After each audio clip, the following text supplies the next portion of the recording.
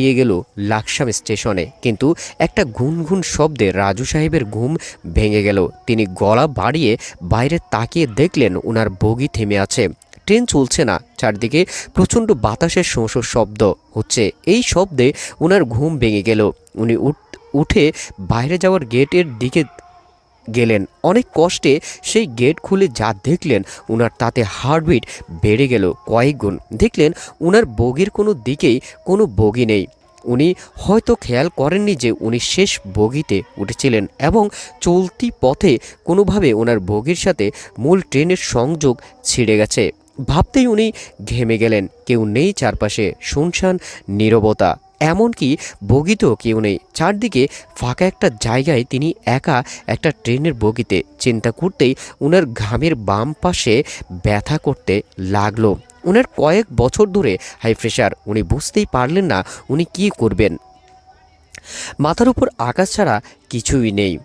ভালোভাবে খেয়াল করতে পারছেন না, বগিতে বসে থাকতে পারছেন না। অন্ধকার বগি, বাইরের জট, এবং এমন সময় হঠাৎ করে জট থেমে গেল। উনি এবার সত্যি ভয় পেয়ে গেলেন এবং ঠিক সেই সময় খুট করে একটা শব্দ হলো।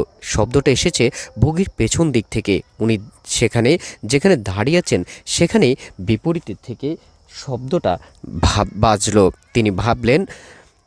তিনি ভালোভাবে খেয়াল করতে চেষ্টা করলেন।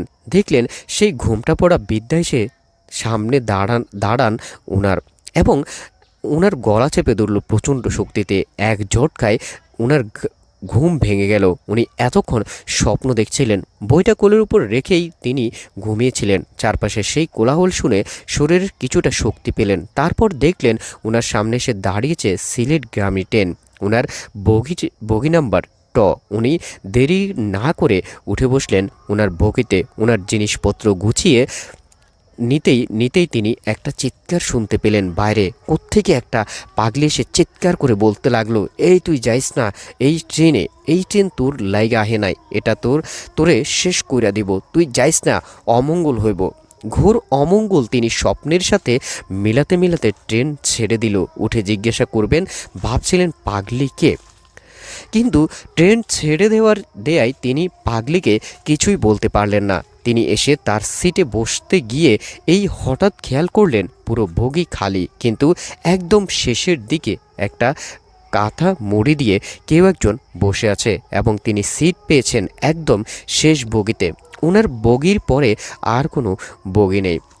দর্শক, এই ছিল আমাদের আজকের গল্পটি কেমন লেগেছে জানাবেন। যদি ভালো লাগে চ্যানেলটি সাবস্ক্রাইব করে সাথে থাকবেন। আল্লাহ হাফেজ, আসসালামু আলাইকুম।